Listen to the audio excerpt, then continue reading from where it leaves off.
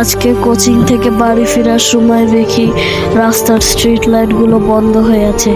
ভাবলাম এটি কোনো টেকনিক্যাল প্রবলেম হতে পারে, তাই এটিকে এড়িয়ে চলে গেলাম, কিন্তু এই এড়িয়ে চলাটা আমার জন্য খুব বড় ভুল হয়েছে। সামনে দেখলাম পানি জমে আছে, মনে করলাম বৃষ্টি হয়েছে। এই মনে করে আমি বৃষ্টির পানি জমে থাকা রাস্তায় হাঁটা শুরু করলাম, কিন্তু তারপরে মনে হলো কেমন জানি রক্ত রক্ত গন্ধ আসছে। তারপরে পচা মানুষের গন্ধ, পচা ইঁদুরের গন্ধ। তারপরে একটু রক্তটিকে হাতে নিয়ে আমার টর্চ লাইট মেরে দেখলাম যে ও মা, এটা তো রক্ত। আমি তখনই দেখলাম যে রক্তে ফুল রাস্তা ভরে গেছে। তারপরে আমি অনেক জোরে দৌড় দিয়ে বাসায় চলি। বাসায় যাই দেখি ইলেকট্রিসিটি নাই। ইলেকট্রিসিটি না থাকার কারণে লিফট অফ, তাই অন্ধকার সিঁড়ি বেয়ে আমি উপরে উঠি। তারপরে দেখি সামনে একটা জিন দাঁড়িয়ে আছে। জিনটি বলল, আজকে তোর শেষ দিন। আমি জিনের কথা শুনে বেহুশ হয়ে গেলাম।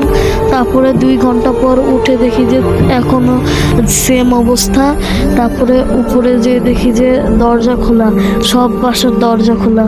ভাবলাম এটি কোনো সমস্যা হতে পারে, তাই বা কারেন্ট গেলে বাতাস ঢোকার জন্য দরজা খোলা।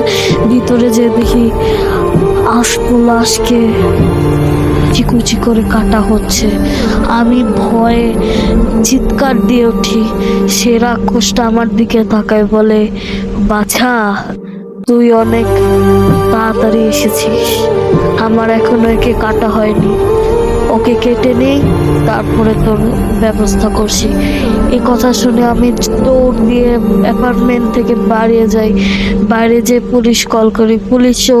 পুলিশ যখন আসে তখন দেখলাম পুলিশের গাড়িতে কোনো ড্রাইভার নাই, না আছে কোনো পুলিশ, রয়েছে শুধু লাশে ভর্তি পুলিশ গাড়ি দেখে আমি ভয়ে আবার বেহুশ। তারপরে আমি দেখি আমাকে একটি চেয়ারে বন্দি করা হয়েছে। সামনে অনেকগুলো জম্বি টাইপের মানুষ। আমি কি করব বুঝতে পারছিলাম না।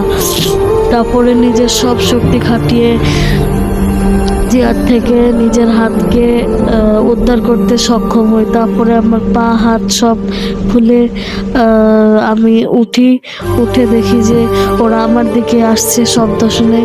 আমিও পাশে একটি চাকু দেখে সবাইকে মারার প্ল্যানিং করি, কিন্তু ওদের মারলেও কিছু হচ্ছিল না। এই জন্য আমি হেক্সিসোল ওদের গায়ে দেওয়ার সাথে সাথে ওরা মারা যায়। এভাবে আমি সবগুলো জম্বিকে শেষ করে দিই। তারপর আমি বাইরে বেরোনোর চাবি পেয়েও যাই, কিন্তু দরজাটা খুঁজে পাচ্ছিলাম না। তারপরে নিচে তাকিয়ে দেখি যে নিচে একটা দরজা আছে। ওই দরজাটা খুলে আমি আন্ডারগ্রাউন্ড থেকে উপরে চলে যাই।